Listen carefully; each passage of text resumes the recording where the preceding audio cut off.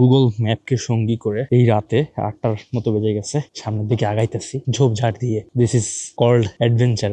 আমার এখান থেকে এখন 9.5 কিলোমিটার যাইতে হবে, তারপরে আবারও খুঁজতে হবে যে কোন গ্রামে আসলে আমি যাবো আর কি। ক্লিন করলাম প্রায় অলমোস্ট 7 কিলোমিটারের মতো। এখন এমন একটা জায়গা আসছে যেখানে দেখলাম একটা চায়ের দোকান খোলা আছে এবং একজন আঙ্কেল বসে আছে আর দোকানদার আছে। তো বললাম এখানে বসা, এখানে জিজ্ঞেস করা যায়, এখানে ক্রাউড নাই। সো বাজারে ছিল, বাজার থেকে তাড়াতাড়ি চলে আসছে আমি।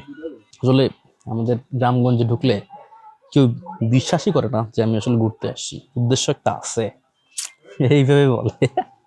মন্ডল বাজার, মন্ডল বাজার আশেপাশে। হ্যাঁ, মন্ডল বাজার কত দূর? ও কাছে কাছে আছে, ঠিক আছে ঠিক আছে।